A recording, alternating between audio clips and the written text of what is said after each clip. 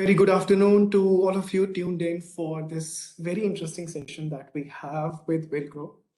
The session is capacity building for incubators. Now, we all know how crucial a role incubator plays in the lives of startups today, especially in India.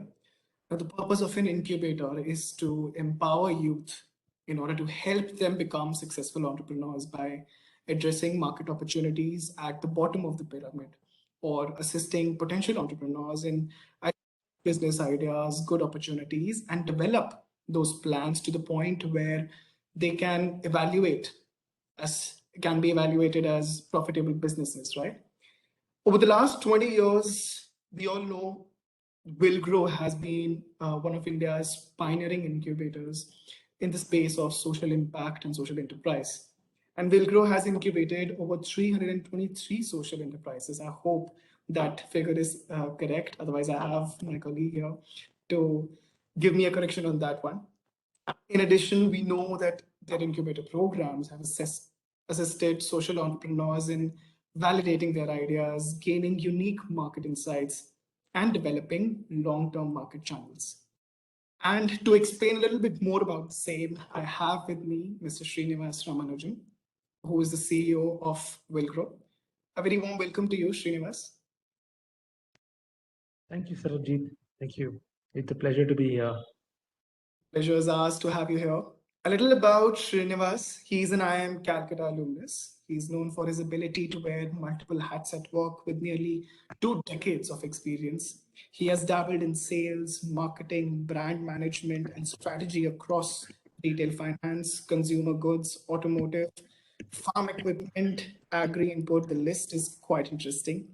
At Vigo, he began his journey as an advisor to one of their incubators, Flybird Innovations. Prior to this, at Mahindra and Mahindra, he was an entrepreneur. He helped incubator businesses across auto and farm sectors, and he's also the India Steering Committee member at Aspen Network of Development Entrepreneurs. Quite interesting of a mix you've had in your professional career, Mr. Srinivas. For those who do not know, an entrepreneur is someone who gets the opportunity to work as an entrepreneur in a larger organization or a system. So that is quite interesting that maybe we'll get to know more as we go along the way. Sure. So welcome, Mr. Srinivas. Thank you. Thank you. I mean, that is quite a flattering introduction. I was, I'm very lucky to have gotten such a diverse set of experiences in my corporate life. And in fact, it was a specific decision that I took when I moved away from the corporate world and focused on entrepreneurship, and even at Vigo, specifically social entrepreneurship. And I'm actually honored to have this opportunity to share with all of you what's been a personal journey and also something that Vigo has learned over the years. And as we look at incubation and we look at entrepreneurship and how we are an enabling organization which is critical for the entrepreneurship mission of India today. What does it take, and what is the learning that at least I hold close to my heart? So if you'll allow me, I'm going to share a presentation that's going to help as I speak about the learning and the key takeaway. Yeah. So give me a moment. Super. Yeah, I hope my screen is in full screen for all of you and you can see the slides. Yes, we can. Fantastic. So as I jump into it, Vigo, as Sarabjit, you said, is more than 20 years, and we've worked with a wide variety of enterprises across different sectors, right? From climate action, agriculture, clean energy, healthcare, education, skills. So given that we have such a vibrant ecosystem in this country, I've tried to look at our learnings from an angle which can apply to any incubator, regardless of the kind of area that they're working in. So the first, I wanted to take a moment off actually to even define what incubation is, because there's a different way you can look at incubation. There are different components which many people do. Here is my definition. Here is what I have looked at as incubation, and this is what we do at Wilgrow. Yeah, and those red, blue, and green boxes also have some specific significance. The red is what we are really strong at. We have the most amount of experience, right? And we are able to give seed funding to every enterprise. We have a very solid portfolio management team, right? And there are 12 members managing about 40 companies, but each of them has a lot of experience, empowered to take decisions. The third is that people, that human capital is going to be absolutely critical as we help startups. So mentor and an extended pool is something that we do well. What we're getting better at, and that's the fourth, the blue box, is where as we get subject matter experts, as we get specific consulting support, technical support for our enterprises. That's the next piece as I expand incubation. The last two is a work in progress for us, honestly, and I think that's in a way a future. How do we help our startups get access to markets, and how do we help them raise more capital? Yeah, so access to markets in a way vindicates their business model, helps them grow their business, and literally as business grows, they need more capital, and so we're there to help there too. So this, in my mind, is a full-fledged incubation. You could shorten it and do some kind of acceleration. You could even shorten it and have a specific event-based activity and do it as a sprint, maybe only for access to markets. You could only do, say, fundraising and so on. So I'm using this as my baseline on which I am going to distill. I've distilled my learning. Yeah. So the first and the biggest in my mind is we should play a direct role in the startup success. Right. We are now Startup India in the last 5 years has played a massive role in enabling this ecosystem.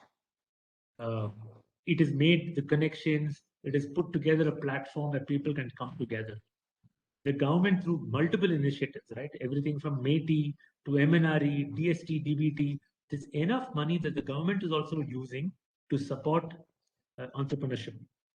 So as for us as incubators, I mean, I think there are more than 800 of us in this country today. It is not enough anymore to be providing only seed capital and some mentoring. It's way beyond. Today, with I think India has more than 60,000 startups. I was hearing a speaker today, the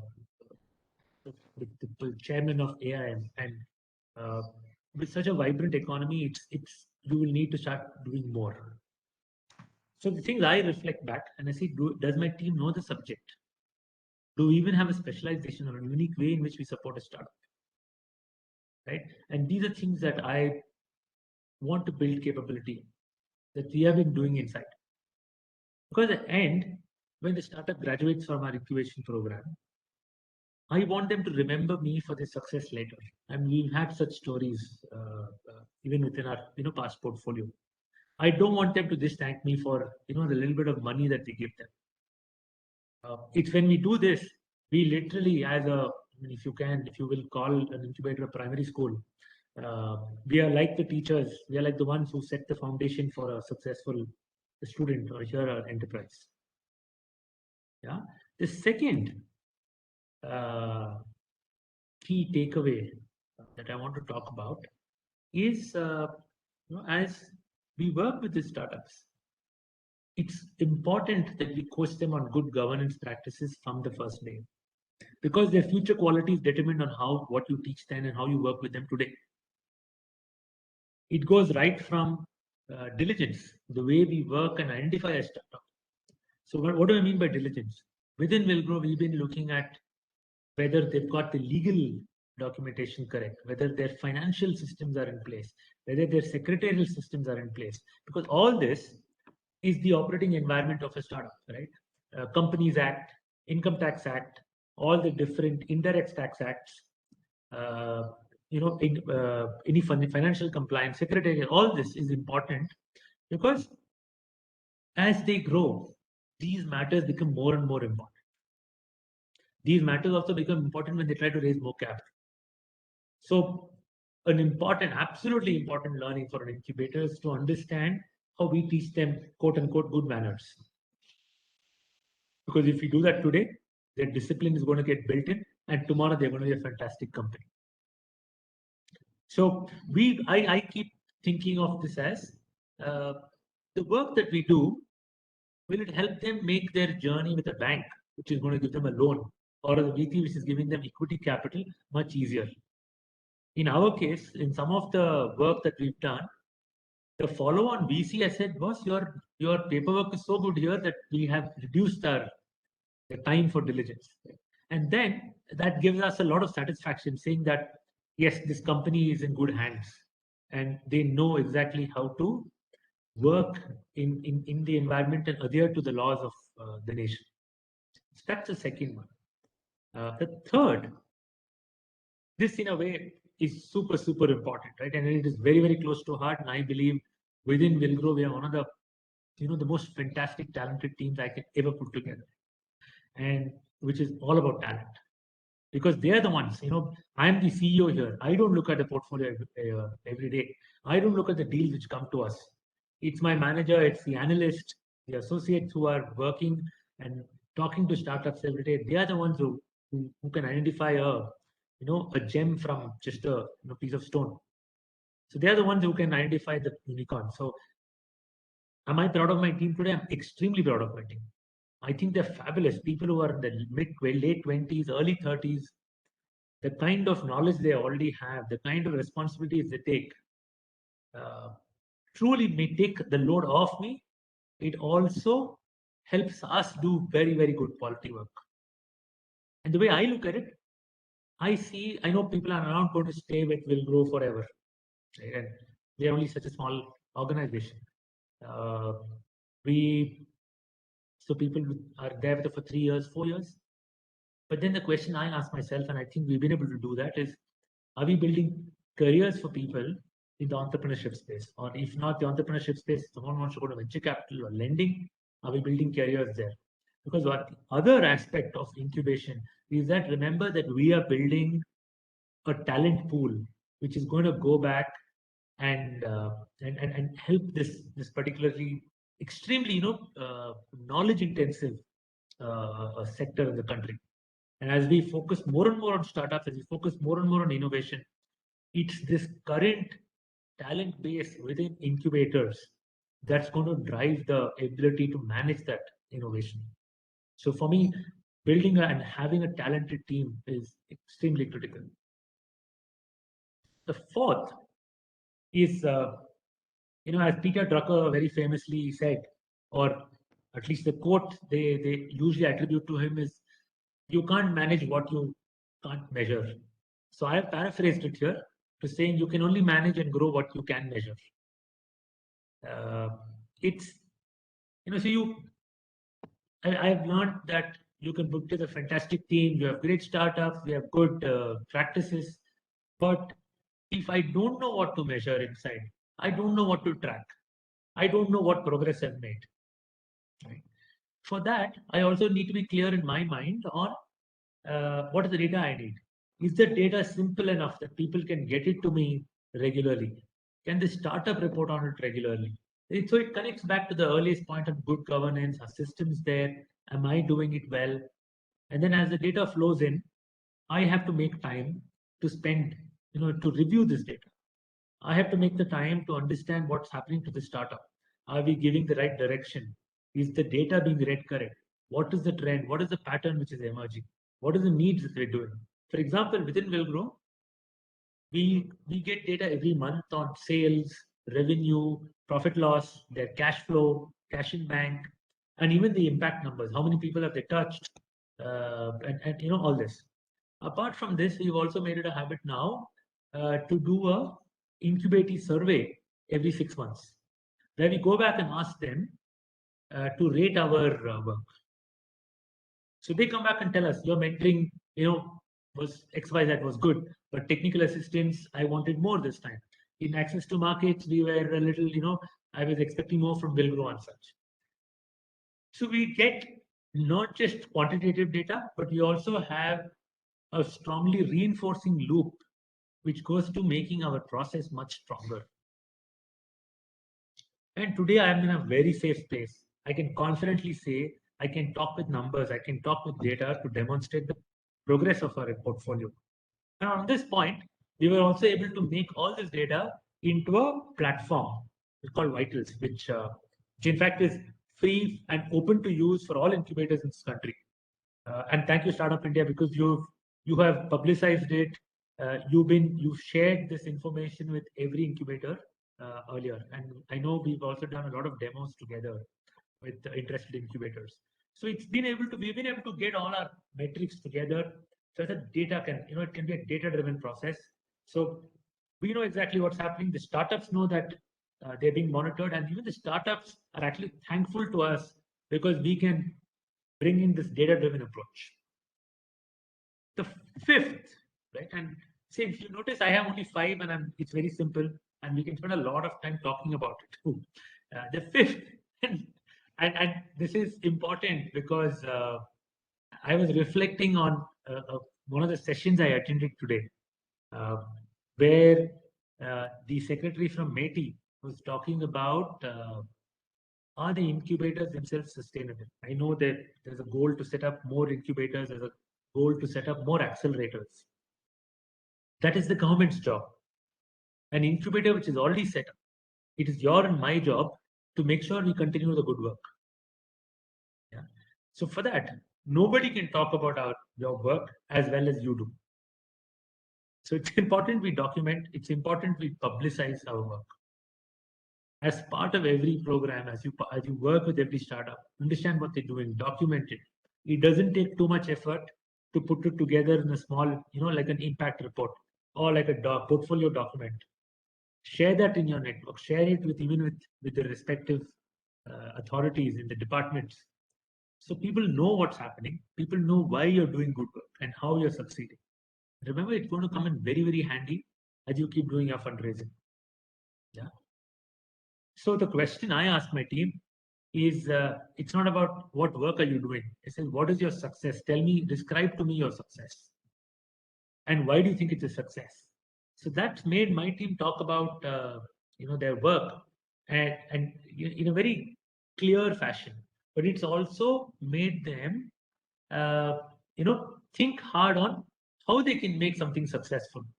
And very, very important, they have started owning this work, and they're very proud of the success. So uh, it becomes again a way in which we can do quality work and the standards keep going up.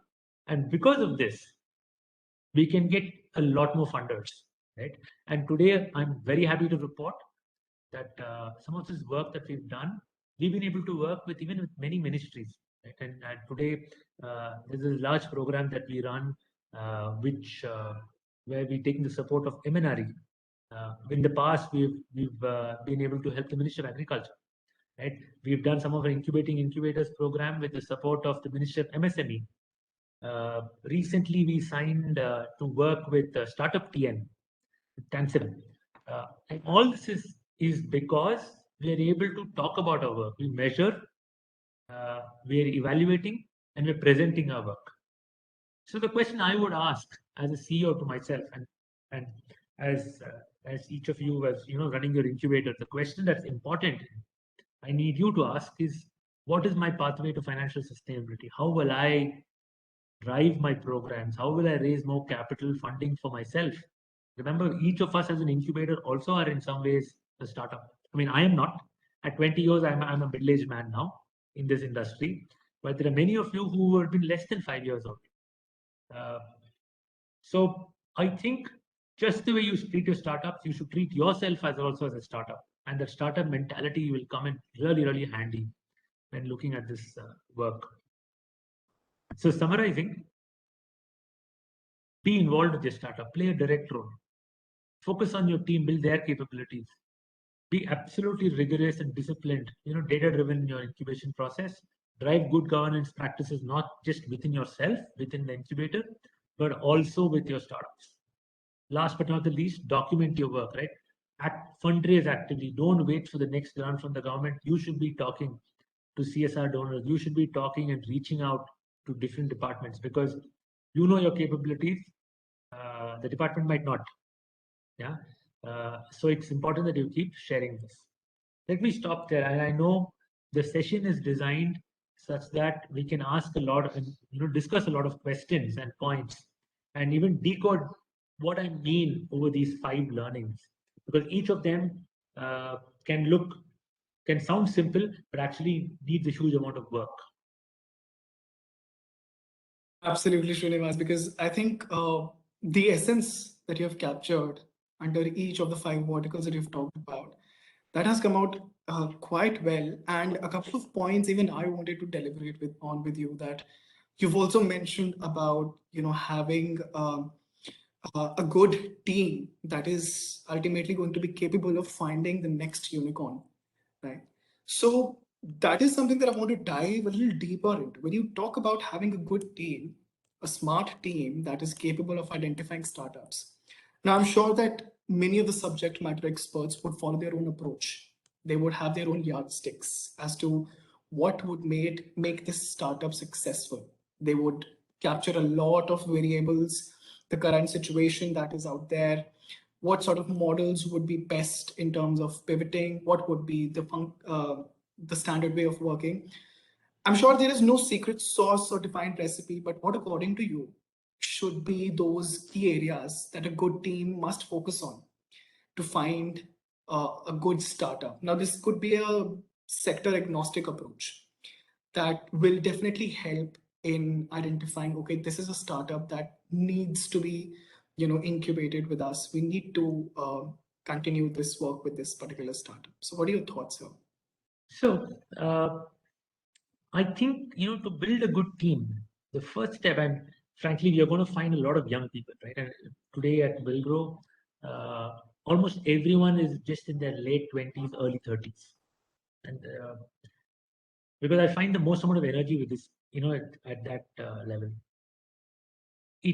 I find it useful to give them certain areas of focus and say that let's not look outside it.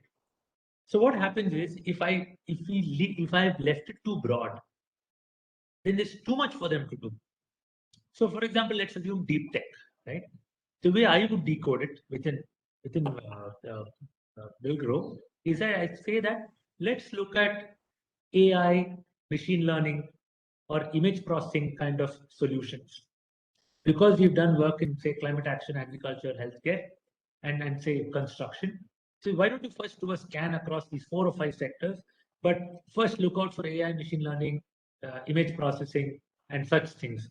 See what is interesting to you. Is there something, if nothing works, then let's go to things which say, okay, is there anything hardware driven?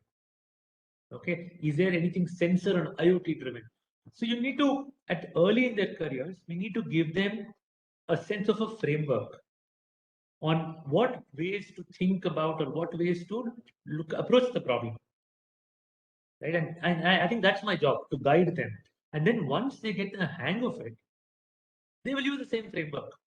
Tomorrow, if you talk and say, how is AI and ML being used in construction, they'll clearly be able to think. Yeah, Does it answer your question? absolutely, absolutely. Now, as you've started sharing these insights, we see some interest coming in. And just to let the larger audience know, the AMA session is now open, having laid the foundation of what we're talking about here. Ms. Jinan Lelani would want you to answer, why are there still only a few incubators that are exclusively focused on impact? Now, I understand that Wilgrow has now diversified a little beyond just social enterprises, as you've just mentioned. But even if we see a lot of agnostic incubators today, the percentage of incubatees that belong to the social enterprise vertical is fairly low. Now, what do you think attributes to that? See, again, this is a first and foremost, the question, the way it has to be defined is important. Yeah. The definition of social, what is social business? For example, that's a phrase which is used in the Companies Act in Schedule 7 when they talk about CSR. Or even a social enterprise. For example, the social stock exchange uses the phrase social enterprise, right? So what does that mean? Let's define that and take that forward. Yeah. Uh, in our mind, and this is the Wilgrow definition, right? And maybe that definition also can be restricting. We believe that anyone uh, who's below a certain income level, and is one angle. Second is the kind of asset ownership, maybe land, less than 5 acres. In when it comes to healthcare, people who go to public healthcare centers, community health centers, not a clinic, because the community health centers is free. The clinic you have to pay, right? Or if it's a school, you're going to a government school. So then, the moment I am able to look at my audience based on a certain behavior, I say these are the audiences I want to address. So that's our definition of social impact. Okay. Understood. Yeah. So now going to this, let's use our definition. And even if I use this definition to see, are there a lot of startups? It's not. I mean, it's not there, and that's a reality. Okay. And I think we'll get there because I believe what's happened over time is that if you see market forces, you will go obviously after the ones which are high, where your margins are highest. Right. Okay? And here are a whole bunch of people whose power, disposable income, their purchasing power is low. Okay, so these would not be mainstream customers. They would be quote unquote marginal. Now, Correct. what Vigo is specialized in is to say, can we find startups which are specifically designing their businesses for marginal customers? And our hope is by proving business models which can work for marginal customers, we make the marginal customers mainstream. Because now we've proven, take the best will be like how once upon a time when Reliance launched the first phone, and they said everyone can have a phone. Otherwise, how do you think a vegetable vendor would have ever had a phone? It would Yeah. have always remained for people who are much richer. Or take Deccan. The moment you said everyone can fly, it opened up the markets. We are Yeah. trying to do the same thing by making a lot more people access such solutions. Understood. That's quite interesting. Again, Mr.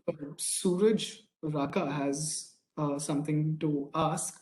He says that incubation centers do ask for a lot of documentation, which at times may not be necessary. Here we have just discussed another side of this coin where you've mentioned that good governance practice with your startups is quintessential. That does come with a lot of baggage and a lot of legal work and a lot of paperwork, if I may add. So, how do you balance these 2 points? What is important, what is not important, and how should a startup treat this aspect? Okay, I mean, that's a great question because this is something our startups keep asking. Okay, uh, let's start with the basic premise. We have set up a private limited company. The moment you've set up a private limited company, you've registered with the MCA. Yeah, so the MCA requires some base level of filings. It's not too difficult, frankly, today, and the systems are so digitized that it is absolutely most things are online. It's easy. Yeah. So you will do something with MC. Now you're trying to, you want to sell something. The moment you're selling, you need a GST number, which also is not difficult to get now, registering on the portal. Yeah. So immediately you're getting into GST filings. That's the second area. The third area, you're employing people. You're now an employer. So which means you have to take care of them, right? Which means things like PF, maybe ESI. There's some basic working hygiene conditions. It could mean things like Shops and Establishments Act, right? And you have to make sure you have a lot of you have women in your workforce. You have to make sure of security. I mean, as a company, as an employer, now these are responsibilities that have come onto you. It cannot be a free for all kind of setup, right? Uh, so those are things that you put in, and now when you logically think about why they are there, it's not difficult, Right. right? But see, and there are other things there. Then let me also, there's one more specialized things. Like for example, if there's a foreign investor giving money to a startup, compulsorily because of the rules of foreign exchange, FEMA rules, you have to register with RBI.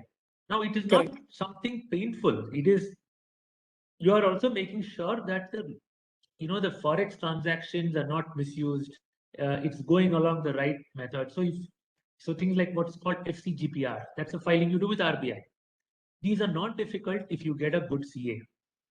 The problem arises not with the startup because our CAs are not good.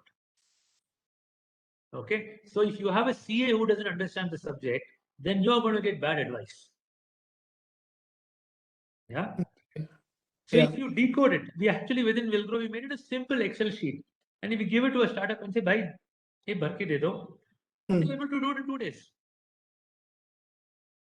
The problem is not with the startup, the problem is with the CAs. Correct. Fair enough. Another one we have from Mr. Arbaz that is actually specific to Wilgrow. He wants to know what are the parameters that Wilgrow keeps in mind while choosing their portfolio companies. Thank you. I was itching to talk about us. Yeah. So we have about seven parameters, okay, and Right. this is in no particular order. But the first and foremost is, are you creating impact? Right? Are you creating? Is your business model addressed at the bottom of the pyramid? Right. So that's a big, very important criteria. Number Right. two is, do you have an innovation? Okay, because we have chosen to work only with those which have a unique way of doing things. Third is, we look at what is the problem that you're trying to address, and is this problem and the solution that you're addressing, is it uh, large enough? Is it important? Right. Fourth is, we look at the solution, the specific product that you have, and how it fits into the market.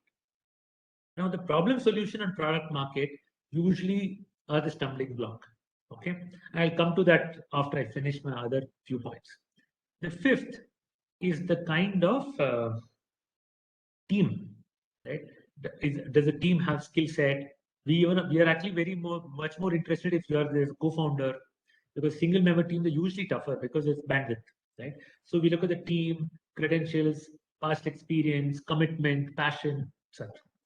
Sixth is also, see, because we are an incubator, we usually work with different kinds of organizations, right? It could be the government, it could be different donors, foundations. We also see how it overlaps into the theme that we are pushing. Like if it is a VC fund, the VC also has a thesis. Here is our thesis. The seventh is, we also very interested, but it's not a very important point. You see, what is the exit? Where will this company go 3 years later? Or is it going to be a dead end area? Okay. Right. The seventh parameter is not so important because there are some sectors that Wilgrow is probably the first to work in. So, but it's something that we consider. Yeah. So these are the seven. The third and fourth point on problem, solution, and product market. It's always very tricky because we find a lot of startups. They have very important problems they're solving, but they're either so early or their product is so tangential to solving it. Those two don't happen.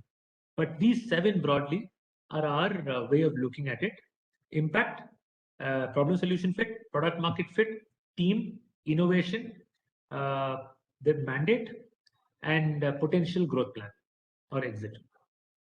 Noted. Noted. Actually, it does quite pretty well. This response of yours plugs in into the earlier thing that I had asked when you were explaining about the team and identifying which are the upcoming startups that have the potential to make it big. So I think many of these parameters would help your team as well, or must be helping your team as well at some point or the other in identifying what are the key startups to work with. I have another question that's fairly elementary in nature, but I think will help the audience that is relatively new to how the incubators function. So the question is usually, what is the incubation fee for a startup has to pay?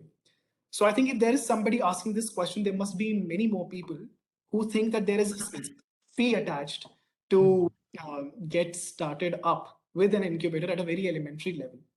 No, So I think, I think it's an important question, Sarabjit, because yeah, there are different models. Okay, let's be correct, honest. exactly, Uh, there is no one size fits all. right, So let me first start with what Wilgrow does, and yeah, then we can talk on a more generic angle. See, correct, Wilgrow does not charge any fee. Okay, does not charge any fee for any incubation. Also because we have very, very limited space. We're not going to give a startup seating space. We don't have real estate. See, our head office is inside IIT Madras Research Park. We have maybe maximum 4-5 seats there. But again, we do not encourage a startup to come and sit there. Likewise, in Bangalore, we have some, but again, we do not encourage anyone. They are free to come and use the meeting room. You can come and work off here, but we don't want to do because the areas we work in, I would rather have the startup be in the field. Agriculture, climate action, all of them. This is not the place, right? But a deep tech maybe. So we don't charge a fee.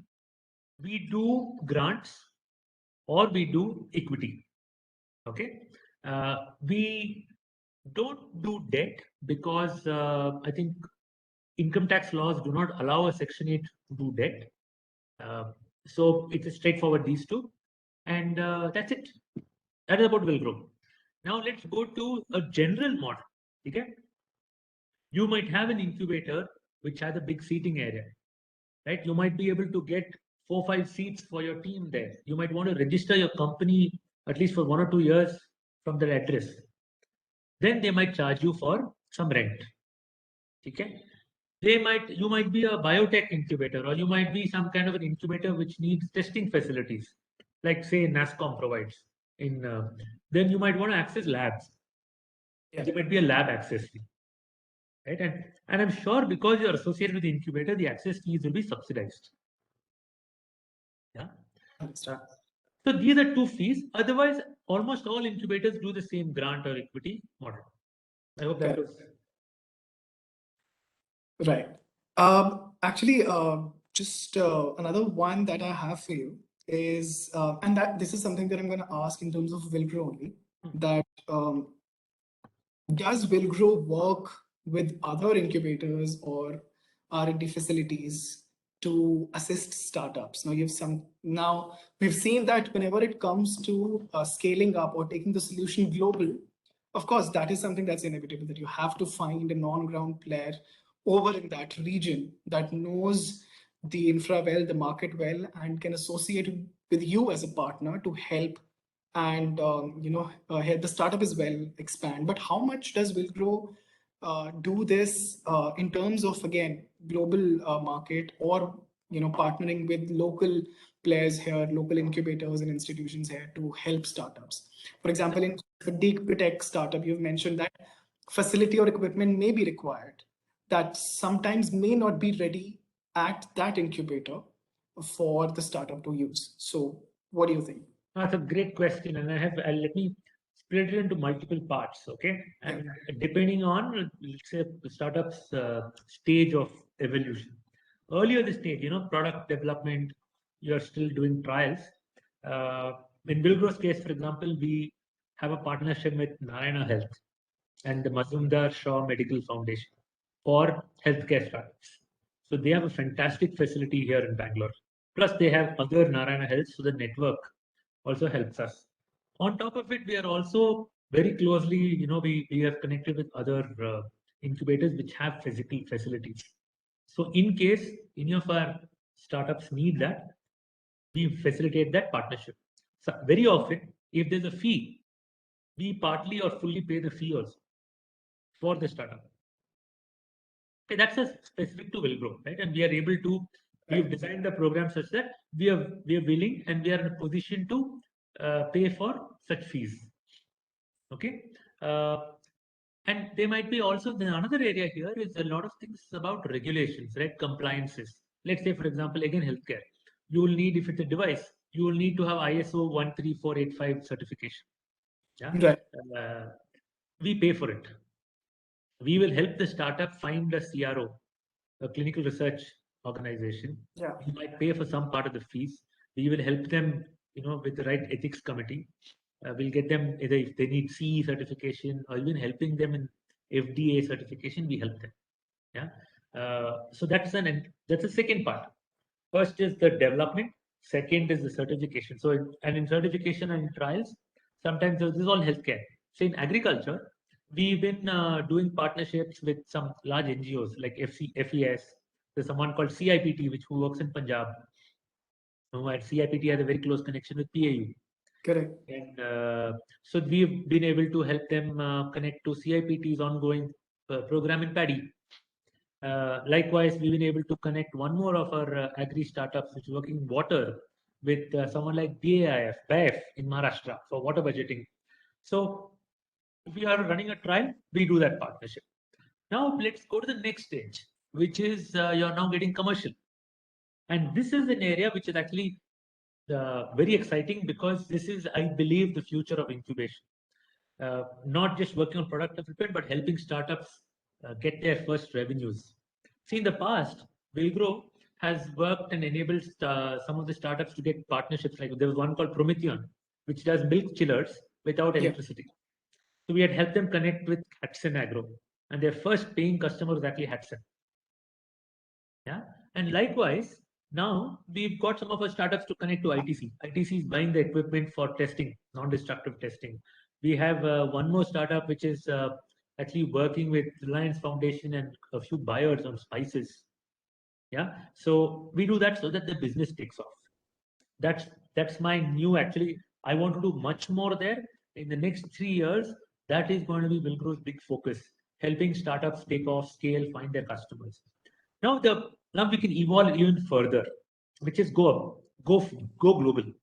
Yeah. So an Indian innovation finding its feet here can find equal customers abroad.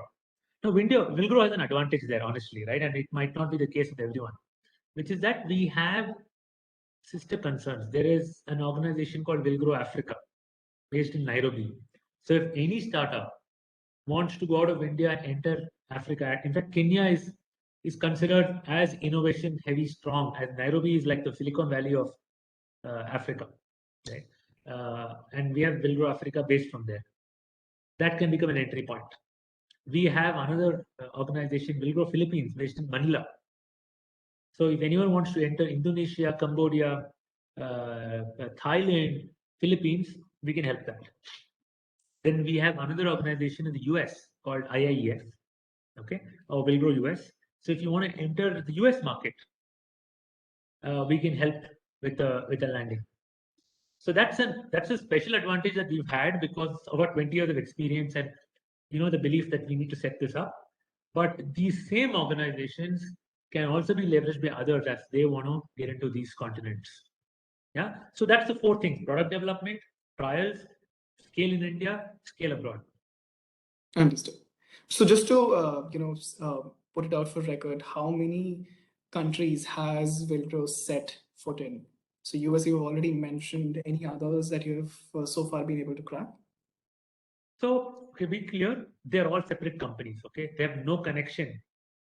They're legally no connection to us. Right? They use the name, and because I'm a Section 8, I cannot operate outside this country.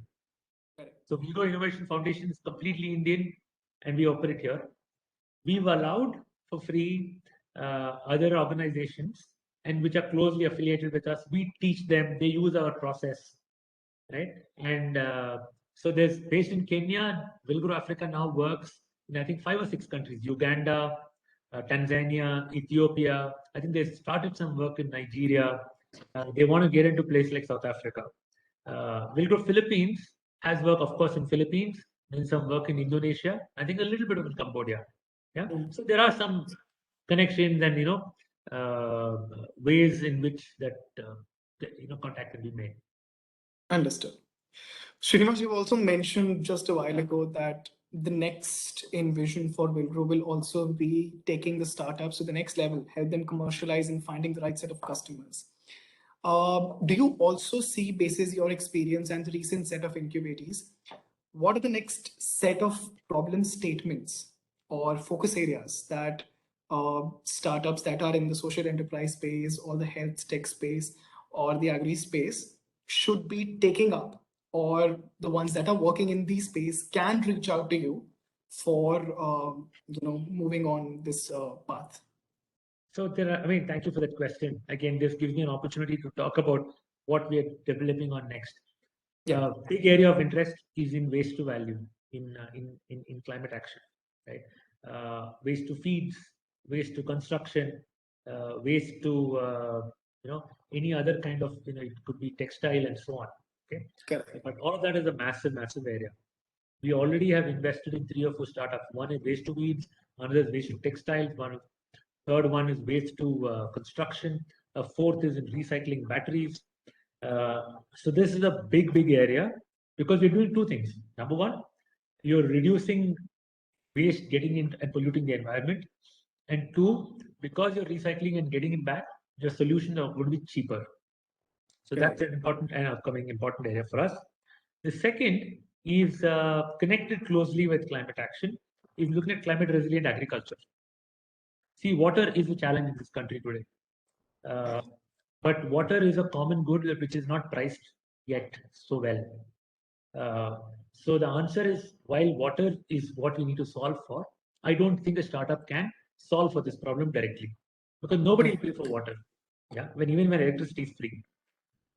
But approaching it as how do you handle climate shock, drought, sudden flood, uh, you know, changing yields, or even cattle which is falling ill, those avian flu, these kind of shocks which actually knock a farmer completely off their track. How do you solutions which can make agriculture and allied more resilient? Those solutions. So it's very broad. You see, I'm not saying come and tell me startups which are working in dairy only. It's actually very important to look at it as how do you build resilience into our economy. The third area is also in a way connected to resilience, but in health, is we're very keen on inventions and innovations in public health. And I'm particularly about public health because it's not for people like you and me. I will probably go to the nearest big multi-specialty hospital, but most of India cannot even get access to basic things like blood tests and urine tests easily. How do that screening happen? How can we help our state health missions? How can we help make sure that infectious diseases can be screened for early? Right. So those kind of innovations which can be deployed at scale, which can keep our country healthier. That's my third big area of interest. That's very well put. One question has come around. Actually, it's from the same gentleman who wanted to know about what kind of engagement does an incubator and startup have. Basically, he wants to know a little bit more about the equity and debt model. Now, you've already cleared that debt is something that Wilgrow doesn't undertake being a Section 8 entity. But they basically, what you can shed some light on how much equity a startup has to share with an investor basis the stage the startup is at, or what There's has no rule. See, honestly, there's no rule. Okay. And anyone who comes and tells you valuation at early stage in your life is science is just lying. It's just lying. Okay. It's literally an art. It's a negotiation. But having said that, there are some thumb rules one would follow. Because each sector has a certain level of activity. Okay. Like, for example, the latest very hot sector is in batteries, in EVs. So if you start a startup today, if you begin a startup today in EVs, you might anyway be talking valuations of like a few million, even with very little turnover. But if you're working in things like recycling, there's not so much activity. Even in water, there's not so much activity. So because your broad initial base is low, the amount of say follow-on funding is lesser. Number of people are less. The number of active players are lower. Your start valuation is depressed. Yeah. So that's a reality that you as a startup have to work with. There's no getting away. The second thing is looking at what is the defensibility of the solution. Yeah. If it's easy to copy, then people will put less value on premium on you. Yeah. Right. Third is also the ability for you to scale. Is it going to take a lot of resources? But this metric will also penalize those which are very capital intensive. However, I would qualify it at saying that what is the kind of execution excellence that you can demonstrate? Even if it is little complex, but you have strong execution skills, then that adds back to your premium. Yeah, and frankly, after that, it's all a negotiation. Do you want to do 20x of your current turnover or 100x of your current turnover? And how you Yeah. convince the guy sitting across the table is your skill, and how kind of what kind of an image and what kind of a vision and dream you can Yeah. convince the investor on. Correct. So again, no, as you said, no secret sauce over there, but just something to learn with time. Yeah, Um, it's all in your narrative. It's all yeah. the what is the dream that you are dreaming, and can you make your listener understand and come join your dream? Right. Absolutely. All right, a couple of questions I think we can accommodate in the time that we have. Quite an interesting conversation that we have had so far already. One thing that I wanted to know, you've already been in this space for about 20 years. You've done things, you have disrupted things yourself, and now you are paving the way for startups here. How do you think the incubator community at large should Hmm. pave the way for the next coming decade? This is in context that we have seen how solutions have pivoted over the last 2 years. We really didn't expect this much digitization or it to come so quickly across the globe than it has. Situations have, gotten them so. How do you think the incubators should now begin to adapt? Because Hmm. the Hmm. last year of unicorns. So that just goes out to reflect the pace at which the larger startup community is coming forth and Hmm. the kind of market the startups are acquiring, the kind of exponential pace they've picked up. What should the incubators change in the way that they have been working to so that they're able to accommodate greater requests and churn out larger successful numbers? So this goes back to the point about capability of the incubator, which is, see, places which are creating unicorns, let's say edtech, online Yeah, learning. A startup won't need an incubator. yeah, Okay, uh, they will figure their way out because there are enough business models. So you will find a 1 degree of separation or a differentiation, and you can start something and get going.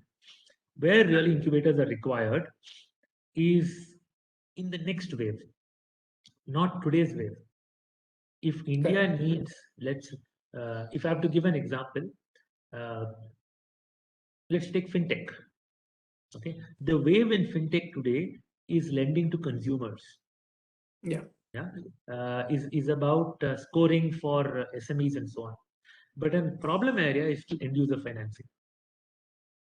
It's a huge problem. Okay, uh, if incubators want to pick and become something, you know, completely indispensable,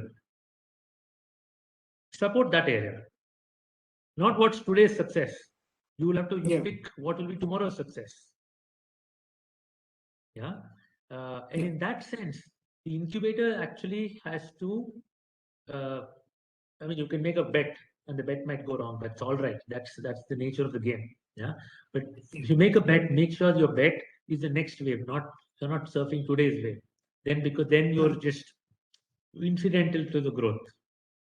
yeah, Yeah. So if you had to say, like we were talking a lot on this waste to value, because I firmly believe uh, a lot of waste to feeds is important. That's my belief. I might be wrong, but the reason I believe is till date, if you see a lot of our cattle, poultry, and goat, there's not enough feeds. They are hungry. If they're not hungry, if they are hungry, they fall ill. If they fall ill, you give them more antibiotics, and then it comes into the milk. So right. instead of solving the milk problem, solve the cattle problem is my reasoning. That's why I believe that's the future. So there Yeah, might be some other CEO sitting there thinking of a different future, but back that future. yeah, understood. Um, I think we've had some interesting line of questions here. And so far, that is what we've had. And I've actually covered what I also thought in between would be Hmm. nice for the community to know. And anything that you would, like to say as a closing set of remarks or convey from Wilgrow as a message to the community. Uh, the only point I want to leave behind with everyone is uh, there's no right or wrong in incubation. It's just, I think we just have to be super brave, and because we made a choice in being the incubator and the ones who are going to drive the future of the country's growth and entrepreneurship. It's for us to be bold. It's for us to make a bet and back the bet. And I don't think we should be ashamed of anything if we go wrong also. So that's the message I leave behind. Don't be afraid. Just go do. I mean, using a Nike line, just go do it. Just like one of your points, spoken like a startup, Srinivas. Yeah. Have So faith in your idea. Yeah, and execute well. yes, awesome. Thanks. Thank So you. actually, that brings us to the end of our session. Time to wrap up. Has been an interesting one. Quite a lot of points and put forward very simply by you, but have a lot of meaning to them. Thank you so much, Srinivas, for joining us today and sharing your pearls of wisdom with us. I'm sure this is something that the startups will refer to again as well when it goes live. And again, something to stand by and stick by. Thank you. Happy Lori, Sankranti, Pongal, wherever you are. Absolutely. Bye.